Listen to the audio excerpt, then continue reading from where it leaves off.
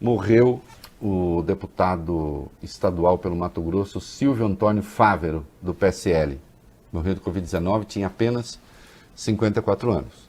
Ele era um defensor daquilo que o Pazuello chama hoje de remédio off-label, de novo na coletiva, e também tinha projeto contra a obrigatoriedade da vacina. Não, eu não estou comemorando e acho indecente que se comemore a morte de qualquer pessoa. Agora, a morte dele indica o seguinte: o vírus é amoral, mata tanto seus aliados como seus adversários. Porque as posições que tinha o deputado são posições aliadas do vírus. Quem propaga as coisas que ele propagava está dando chances ao vírus.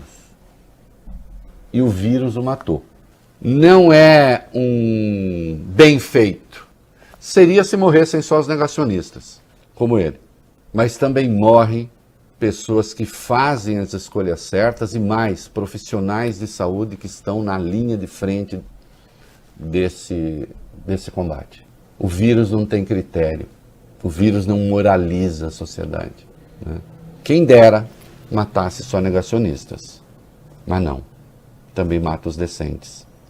Então, nem dá para dizer, teve o que merecia. Ninguém merece morrer por suas ideias, né? Agora é preciso que as pessoas, as vivas, sejam responsabilizadas por aquilo que provocam. Aí sim, se uma ação de governo resulta na morte de pessoas, ou se a omissão do governo resulta na morte das pessoas, então é preciso responder por isso. Há um problema fundamental no Ministério da Saúde. O Pazuello não é um ministro da Saúde. O ministro da Saúde do Brasil se chama Jair Bolsonaro. Como não se troca o presidente, não por este meio, não por este método, né? Ele não pode se autodemitir a não ser por meio da renúncia, o que ele também não fará. Então não há como mudar a orientação do Ministério da Saúde. A incompetência continua. Que ministro da Saúde responsável, eficaz, conseguirá conciliar aquilo que precisa ser feito com o discurso do presidente, sendo que o presidente diz essencialmente o que não deve ser feito. Bolsonaro acha que máscara não serve para nada. E eu já disse, para mim, de todas as coisas incompreensíveis, essa é a mais incompreensível. Em que o uso da máscara macularia um fundamento ideológico? Jair Bolsonaro é o último chefe de Estado, hoje o único, e o Brasil é igualmente o único país, que ministra cloroquina e hidroxicloroquina como remédios para combater a Covid. O mundo já desmoralizou essa tese. O autor original da tese já abjurou. Mas não Jair Bolsonaro, porque ele se abraçou a isso e considera, sei lá, que seria um recuo inaceitável voltar atrás. Já tínhamos virado como país motivo de chacota internacional. Agora nós viramos uma temeridade para o mundo.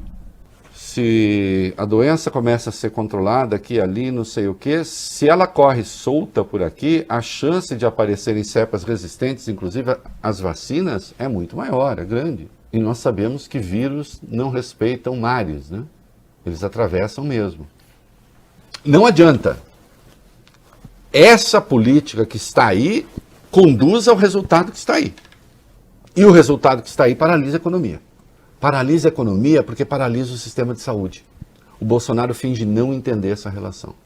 O que eu acho formidável é o seguinte: se o cálculo fosse apenas eleitoral, se eu estivesse fazendo um cálculo apenas eleitoral, e se não morressem pessoas, eu diria para o Bolsonaro, fica aí, segue nessa, vai fundo.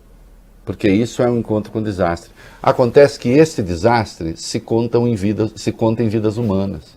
No dia em que a doutora Ludmilla está com Bolsonaro, que a sua astúcia nas redes sociais ataca a sua reputação de maneira vil, em que ela sofre ameaça, em que tenta invadir até o hotel em que ela está, vem a público esta notícia terrificante. Nós estamos falando de milhares de brasileiros que estão morrendo sufocados. Pelo menos 72 mil pessoas morreram por Covid-19 sem ter acesso a um leito de UTI. Preciso aí, 72.264. Isso, morreram por Covid-19 sem ter acesso a um leito de UTI. mesmo tendo sido internadas. Isso representa mais de um quarto dos quase 280 mil mortos deixados pela pandemia no país até agora. Esse número é do Sistema de Informação de Vigilância Epidemiológica da Gripe e faz parte de um levantamento da Fiocruz realizado a pedido do jornal Folha de São Paulo. E poderia ser pior, como 22.712 dos casos de hospitalização não há informação, né, de que se a pessoa teve ou não acesso à UTI, ou seja, 10% do total, o número dos sem leito pode ser ainda maior. E vai piorar. Já está piorando dia a dia. Era precisamente a isto que não se queria chegar. Quando se pediu lá atrás, cuidado no ano novo, cuidado no carnaval. Mas você vai falar ainda do ano novo? Sim, as coisas vão em progressão, vão se espalhando. Quando se fala cuidado com a aglomeração, não se queria chegar a esse ponto. E não obstante, isso impõe aos governadores tomar medidas duras que não são boas para ninguém. Aliás, segundo o Poder 360, o Bolsonaro teria dito a Ludmilla que se faz um lockdown no Nordeste,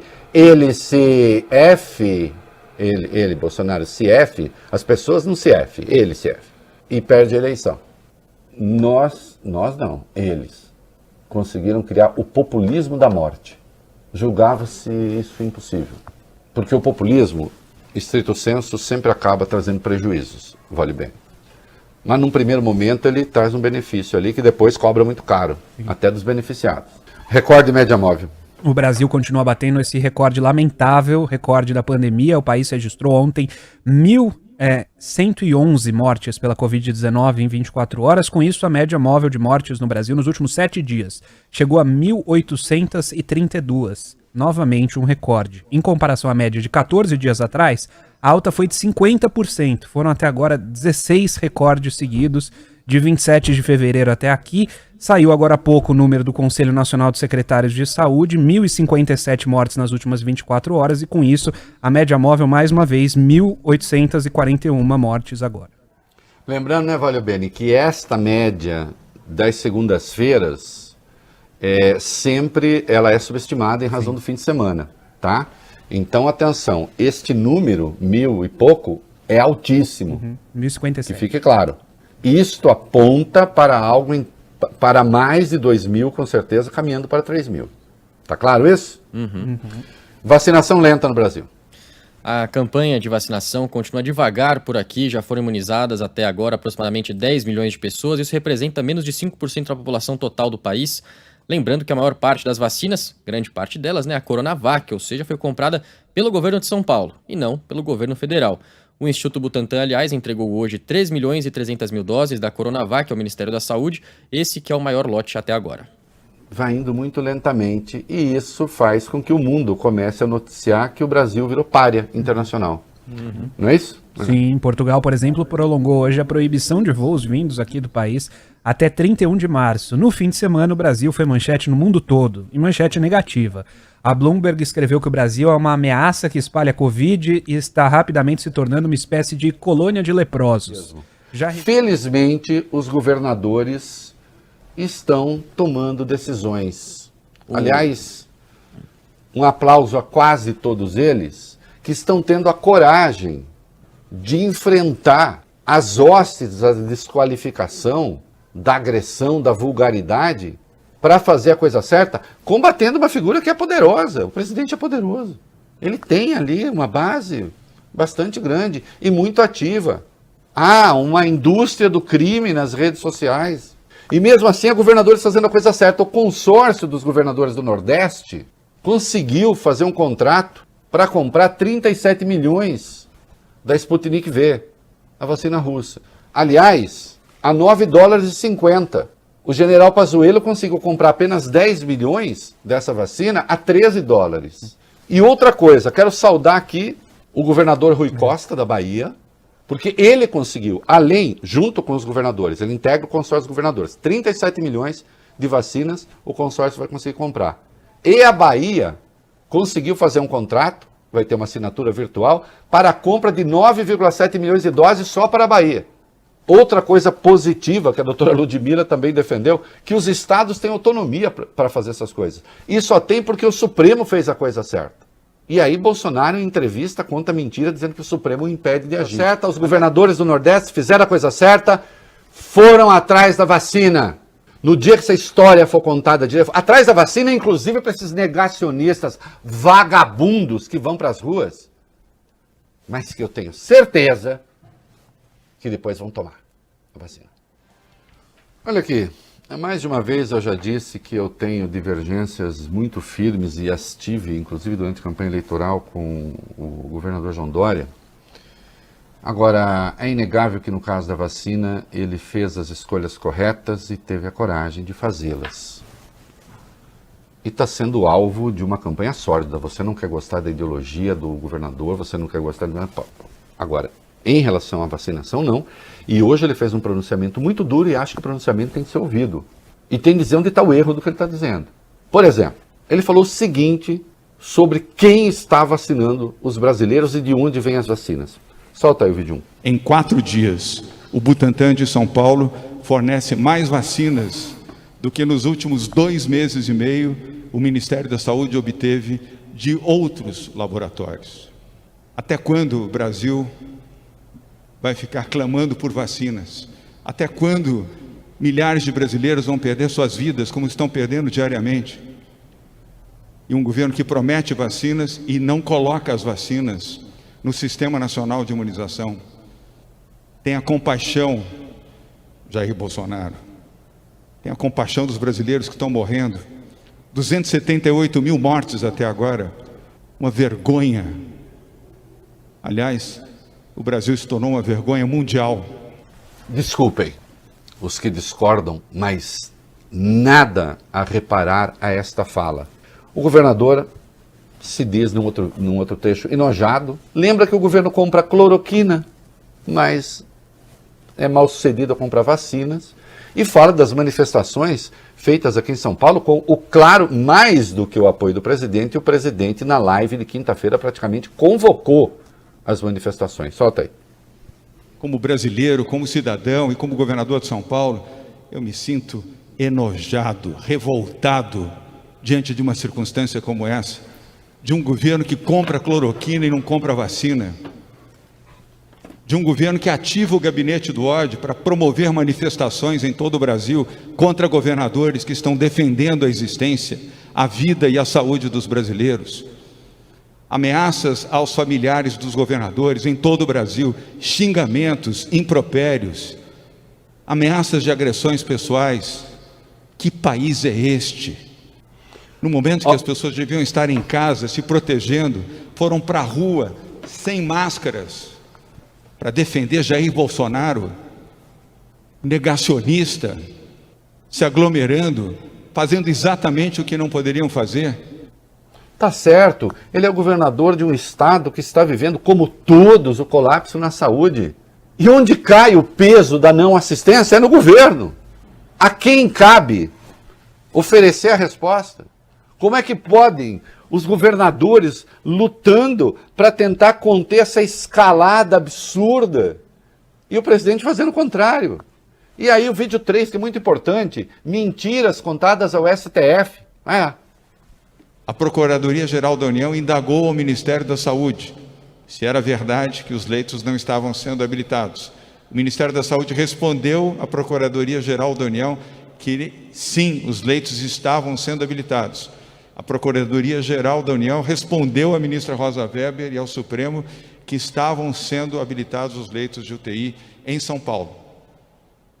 A verdade, nenhum leito em São Paulo foi habilitado pelo Ministério da Saúde. Pode parar, Valio Bene. Atenção, e não foi mesmo, eu estou passando aqui a apuração.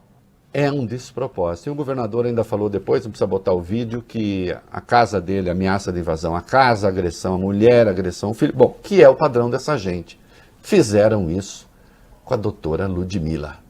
Nós estamos enfrentando uma hoste de fascistoides, negacionistas e homicidas. É disso que se trata.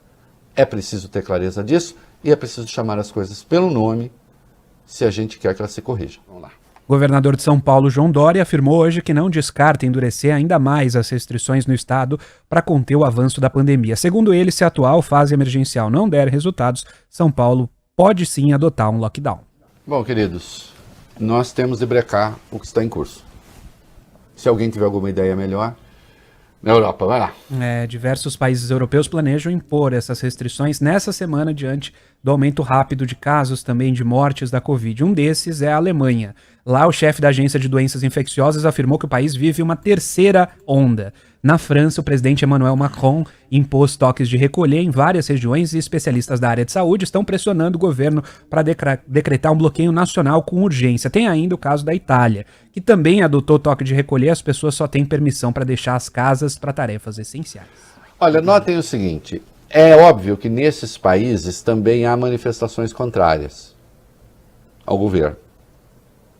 Porque, claro, os setores mais atingidos por isso protestam, e é natural que protestem. O que não há nesses países é o chefe de Estado sabotando os esforços em favor do distanciamento. Entenderam a diferença? Porque outro dia um bobo disse, você fica falando, tem protesto no mundo inteiro. Tem protesto no mundo inteiro. Mas onde é que esses protestos contra medidas corretas são liderados pelo presidente da República ou pelo chefe de Estado? Essa é a questão relevante de fundo. Entenderam? Tornou-se uma luta clara, objetiva, entre o obscurantismo, o ataque deliberado à ciência e o conhecimento. Não, ninguém nos piores pesadelos imaginou que nós chegaríamos a 2021 tendo de enfrentar esta questão. O que não se tem hoje em nenhum país do mundo, por mais atrasado que seja, é o governo federal fazendo a política do obscurantismo pela boca do seu principal líder, do presidente da República. E isso resulta na montanha de mortos que está aí, no colapso que já é nacional e no caos que já se instalou em muitas áreas do país. Porque quem é sabujo se coloca aos pés do outro, se permite ser massacrado, depois, inclusive, acaba viciando nessa relação de sujeição. A elite brasileira envergonha as catedrais. É preciso usar o artigo 267 do Código Penal contra essas pessoas, espalhar patógeno. Rei, mas espalhar patógeno é uma coisa muito mais grave, o cara tem que saber que ele está espalhando patógeno. Não, estou falando de dolo, estou falando de dolo eventual. Tomara, meu Deus, tomara, né? Que tudo que nos separa não frutifique, né? Não valha. Tomara, meu Deus, tomara. Uma nação solidária não para em nós. Tomara, meu Deus, tomara, e o nosso amor se declara muito maior e não para em nós. É preciso que a gente acredite nisso, mas é preciso também que essa crença não seja ingênua. Que seja uma crença feita de convicções, que seja uma crença feita de luta, que seja uma crença feita de defesa dos valores da democracia, da justiça, da igualdade, da civilidade, da tolerância, que é tudo aquilo que, infelizmente, a gente não tem hoje no poder, e não adianta dourar a pílula, essas coisas matam brasileiros e matam aos muitos milhares. Nós superamos e estamos superando a cada dia qualquer limite do razoável.